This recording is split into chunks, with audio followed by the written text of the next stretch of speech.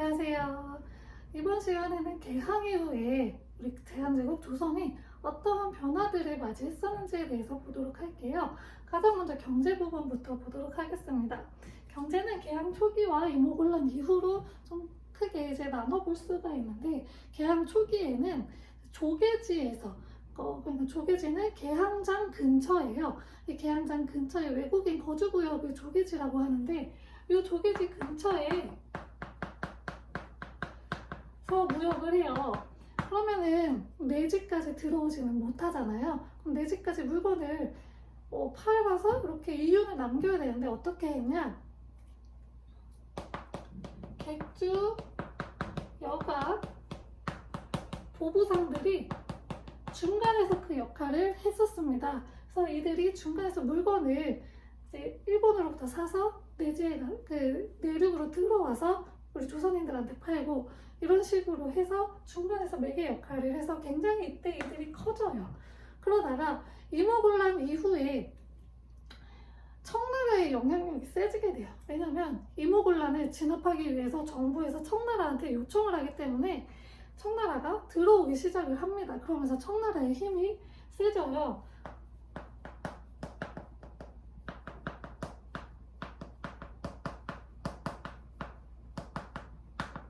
혹시 이 조약 기억하세요? 조청상민수륙무역장정이라고 하는 이 조약을 맺어가지고 청나라하고 우리나라의 그런 상인들의 무역에 대한 조약을 맺게 되면서 청나라의 영향력이 커지게 됩니다. 이 조약에서 무슨 내용이 있었냐면, 조선이 허락을 하면 청나라 상인이 내 집까지 들어와서 무역을 할 수 있게끔 해줬습니다. 그런데 이 당시에 맺어졌던 여러 조약들에는 최혜국 대우라고 하는 조항이 있어요.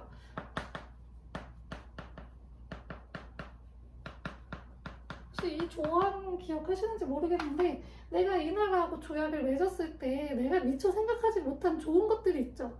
그거를 나중에 후회하지 않도록 최혜국 대우라는 걸 만들어놔서 이 다른 나라가 또 다른 나라하고 조약을 맺었을 때 좋은 점이 있으면 우리나라도 그거를 가져올 수 있는 거예요. 그래서 그런 조항을 맺어놨기 때문에 다른 나라들도 우리도 최혜국 대우 조항 적용시켜서 우리도 내지 무역할래 라고 해서 점차 여러 나라들이 우리 조선 내지로 들어오게 되었습니다. 그러면서 이제 원래 우리 조선의 무역은 일본이 독차지했었는데 청나라가 들어옴으로써 청나라와 일본의 경쟁이 붙게 되었고요. 임오군란 이후에 청나라의 무역량이 확 늘어나게 되면서 원래는 일본이 이만큼이고 청나라가 이만큼이었어요, 무역량이. 근데 점차 이렇게 맞춰지게 되면서 청나라하고 일본이 우리 조선에서 그런 상업 활동을 들고 경쟁을 펼치게 되었습니다. 그리고 우리가 개항을 하게 된 게 일본과 강화도 조약을 맺으면서 개항을 하게 됐잖아요. 근데 그때에는 관세 조항이 없었어요. 무관세였어요. 그러다가 그 이후에 우리나라가 미국하고 조약을 맺고 하면서 관세 설정을 하게 되니까 일본 입장에서도 우리만 관세 없으면 조금 그렇네? 라고 생각을 하게 된 거죠. 그래서 일본은 자기네들한테 불리하지만 그런 국제적인 보여지는 이미지도 중요했잖아요. 그래서 관세가 들어간 조항을 다시 넣어서 조약을 다시 맺습니다. 그게 조일 통상장정이라고 하고요.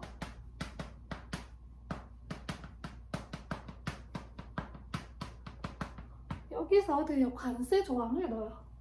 관세는 세금 얘기하는 거예요. 일본에서 우리나라로 물건을 들어올 때 세금을 붙이지 않고 들어오게 되면 일본 물건이 우리나라에서 싸게 팔리면 이 경쟁력이 높아지잖아요. 그래서 거기에다가 세금을 붙여서 우리의 물건을 보호하는 거를 이제 얘기하는데, 이거를 원래는 없었다가 우리나라가 미국하고 조약을 맺으면서 관세 조항을 넣었거든요. 그런 걸 보면서 우리도 해야 되는구나 라고 이제 좀 눈치를 보기 시작을 한 거죠. 그래서 관세 조항을 넣고 방공용이라고 하는 것도 넣습니다. 방공용은 일본으로 이제 쌀을 보내는데, 우리 지금 지역에 쌀이 너무 부족해서 일본으로 보낼 쌀이 없다 싶으면 한 달 전에 미리 일본한테 이야기를 하면은 그 쌀을 보내지 않아도 되는 걸 이야기를 해요. 그래서 이런 조항을 넣은 조일 통상 장정을 다시 맺게 되었습니다. 하지만 여기에는 최국 대우 조항이 들어가 버렸어요.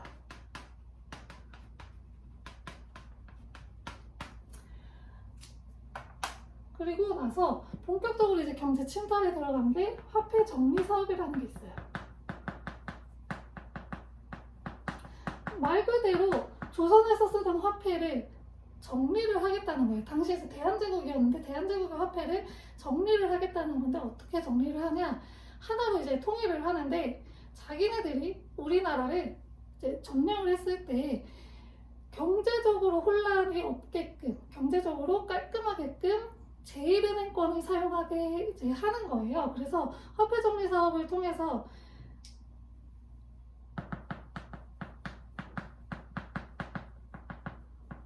제1은행권을 사용하게 했고, 그럼 기존에 있는 돈은 어떻게 하냐? 기존에 있는 돈은 제1은행권으로 바꿔주겠다. 대신에 그 동전의 상태를 봐서 최상위급은 제대로 쳐주고 좀 상태가 안 좋은 것들은 제대로 안 쳐주겠다고 했는데 상태 좋은 것까지 제대로 안 쳐줘가지고 그렇게 경제 예속을 시켜버린 게 바로 화폐 정리 사업입니다. 자, 그럼 우리는 보고만 있었냐?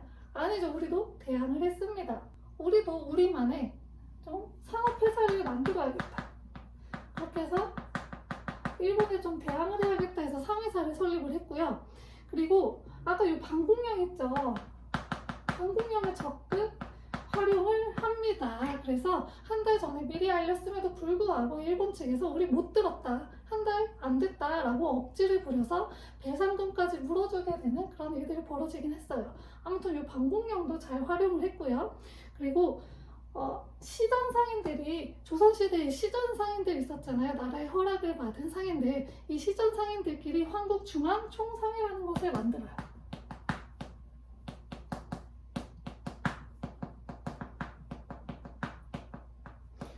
그래서 우리의 상권을 좀 보호를 하자라고 제 상인들끼리 뭉쳤던 거고요. 그리고 우리만의 은행을 좀 만들자. 조선은행이라고 하는 은행을 만들었습니다. 또한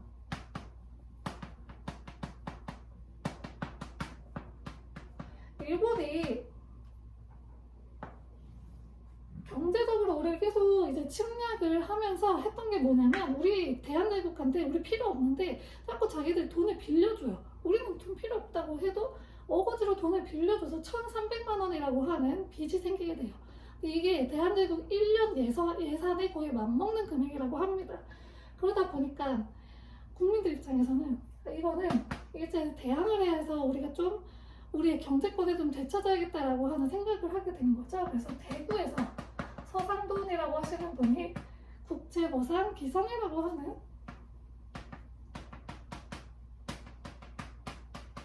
단체를 만들고 우리 2,300만 원 우리 국민들의 힘으로 좀 갚아보자 라고 이제 이야기를 하게 됩니다. 그러면서 우리 돈 모으자, 금연하고 금주하고 이러면서 돈을 담배 필 돈 여기다 모으고 그리고 술 마실 돈 여기다 모아서 우리 국채, 우리나라 빚을 우리가 스스로 갚자라고 하는 운동이 국제보상운동이 일어나게 되고요. 대한민국 신보라는 신보에서 적극적으로 이 국제보상운동을 보도를 하고 도와주게 됩니다. 그러다 보니까 일본 입장에서는 우리가 이 돈을 갚으면 안 되거든요. 이 돈을 갚게 되는 순간 우리는 경제적인 예속에서 어느 정도 좀 멀어지게 되겠죠. 근데 일본은 우리 대한제국을 계속 경제적으로 예속을 시켜야 되기 때문에 일본 입장에서는 우리가 이 돈을 갚으면 안 돼요. 그래서 방해를 하기 시작을 합니다. 대한민국 신보에 그 국장이었던 양기탁이라고 하는 사람이 있어요.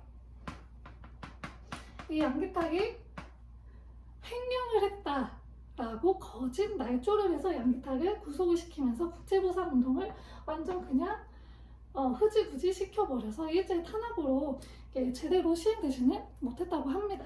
다음으로는 이제 전차 어떠한 변화가 있었는지에 대해서 보도록 할게요. 먼저 전차하고 철도 간단하게 보면, 전차는 전기로 가는 차를 이야기해요. 그래서 철도는 철도 위에서 하지만 전차는 트램 같은 걸 보라고 생각하시면 돼요. 뭐 호주, 유럽 이런 데 가면 전차 트램 다니잖아요. 트램 그런 거라고 보시면 돼요. 그래서 당시 처음에 사람들이 전차를 봤을 때 깜짝 이제 놀랐을 거예요. 이게 그동안 이동수단은 말, 뭐 가마 이런 거밖에 없었죠. 그러다가 저절로 전기로 가는 걸 보니까 얼마나 깜짝 놀랐겠어요. 그래서 구경하다가 사고도 많이 나고, 그리고 얘가 멈출 줄 알았는데 안 멈추잖아요. 말 같은 경우에는 앞에 사람이 있으면 멈출 수 있지만 전차는 멈추지를 않는 거죠. 그러니까 사고도 많이 나고 좀 그랬다고 합니다. 처음 도입됐을 때. 그럼 가장 먼저 만들어진 전차는 어디서부터 어디냐? 1899년에 서대문에서 청량리까지 가는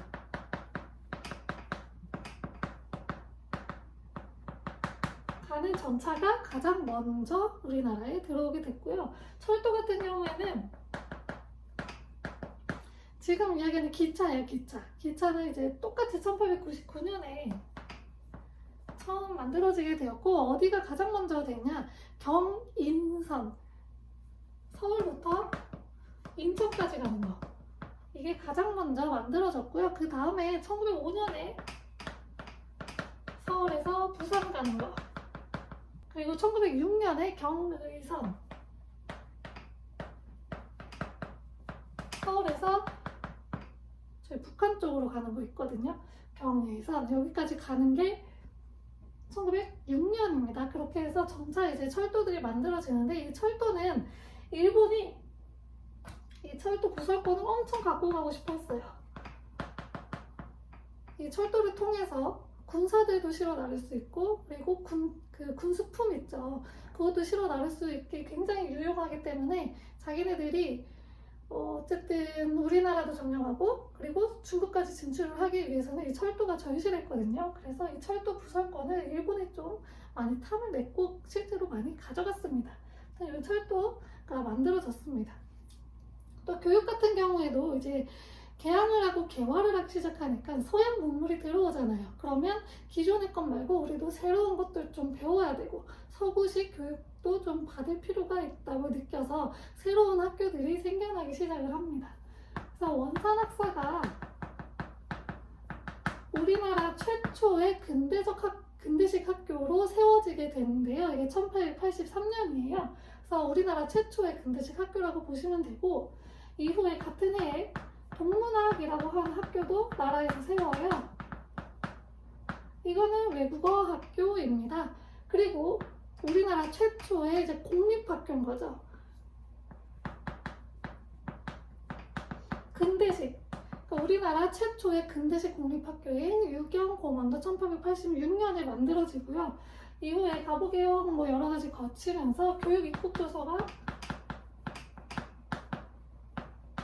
발표가 되면서 뭐 소학교라든지 사범학교 등이 만들어지게 되었습니다. 근데 문물들도 받아들이고 외국어도 교육하고 그런 학교들이 생겨나게 되었습니다.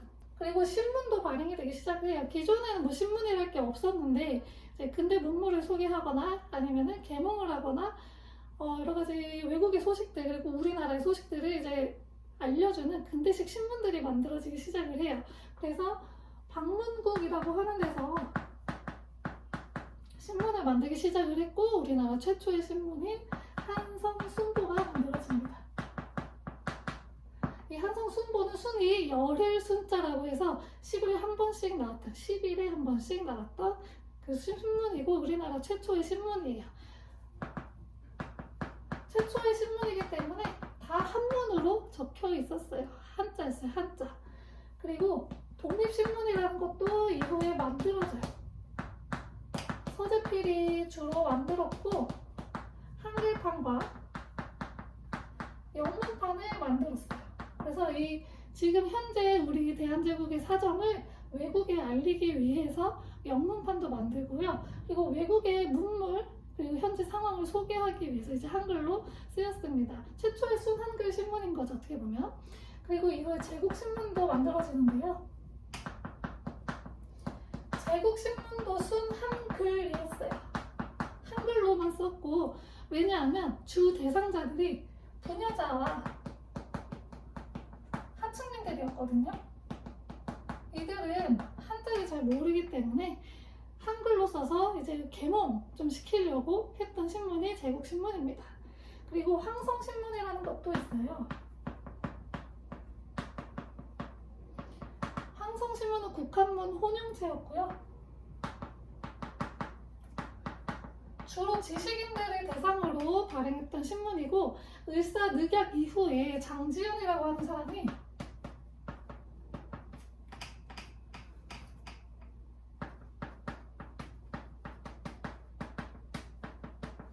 시위와 방송 왜곡이라고 하는 글을 실었던 신문으로도 유명합니다.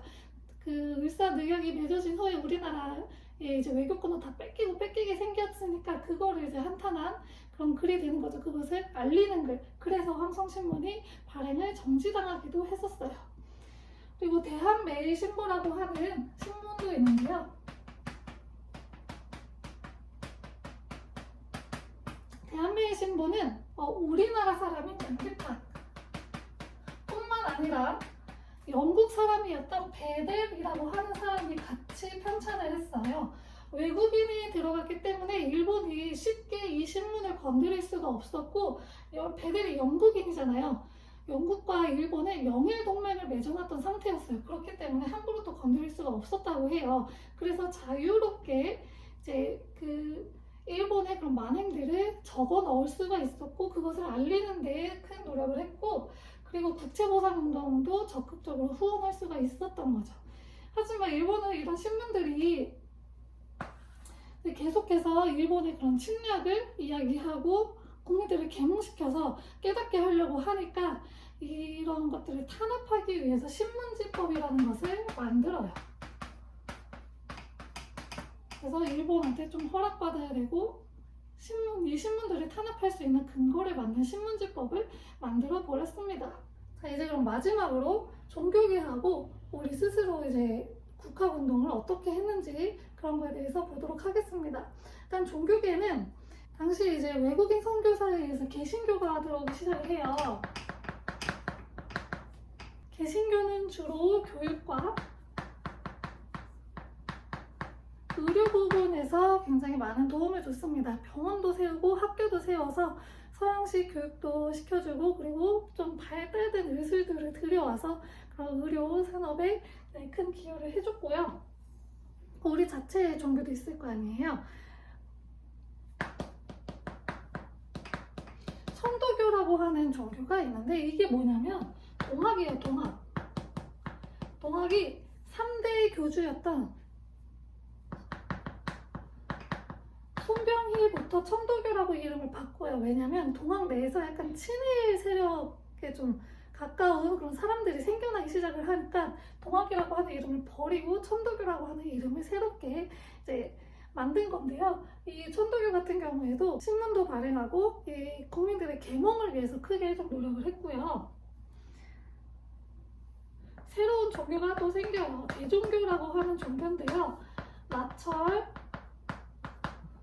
오기호 이런 분들에 의해서 대종교라고 하는 종교가 생기는데, 이 종교는 단군을 중심으로 뭉친 거예요. 우리나라는 어려움에 처할 때마다 늘 끌고 오던 게 바로 이 단군이거든요.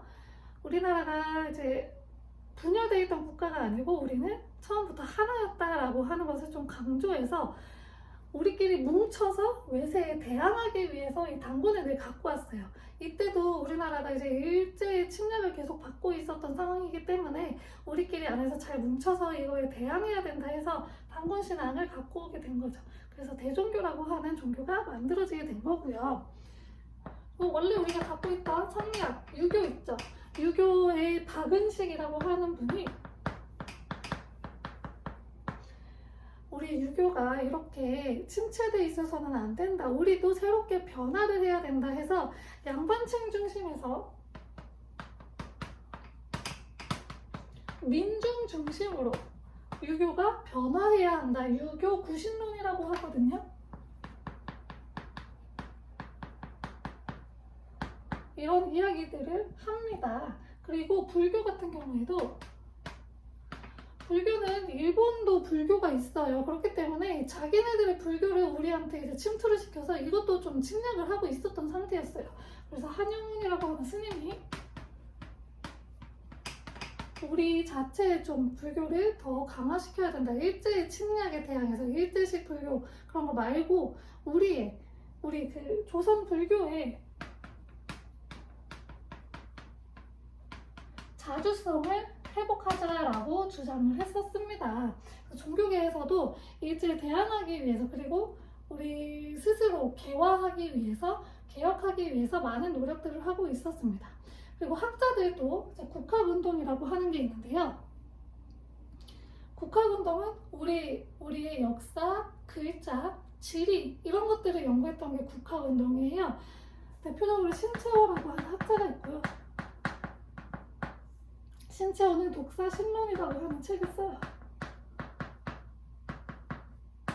그러면서 이제 민족주의, 우리 민족에 대한 역사 이런 것들에 대한 방향을 좀 제시를 했고요. 그리고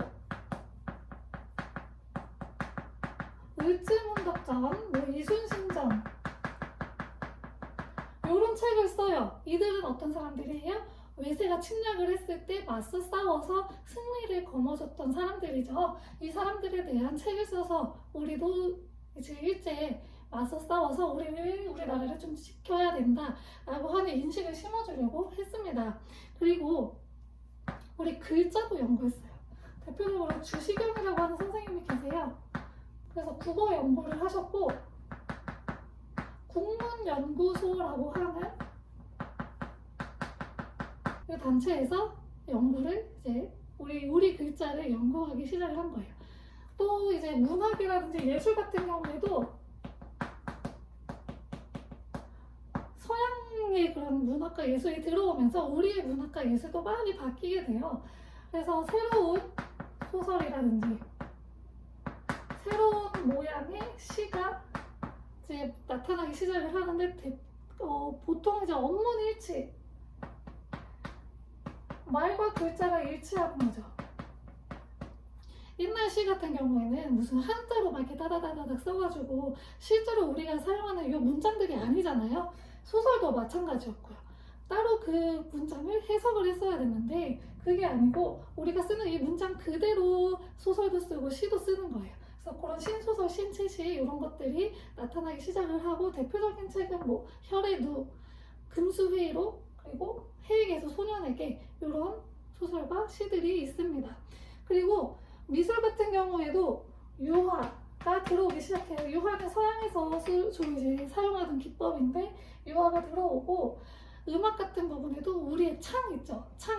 창하고 창을 이제 가요처럼 만든 창가 그리고 이 창을 이용한 연극, 창극들이 나타나기 시작을 합니다. 이런 것들이 만들어지고 연극도 이제 따로 들어오는 게 대표적인 작품으로는 은세계, 치악산 같은 작품들이 있었습니다. 자, 이번 시간까지 계속해서 개항 이후에 어떻게 삶의 변화가 됐고 그리고 일제가 어떻게 침략을 했었는지에 대해서 이야기를 해보았습니다. 다음 시간부터는 일제강점기에 들어가게 됩니다. 일제가 우리를 어떻게 통치를 했고 그에 대항해서 우리는 어떻게 독립운동을 했었는지에 대해서 보도록 하겠습니다. 감사합니다.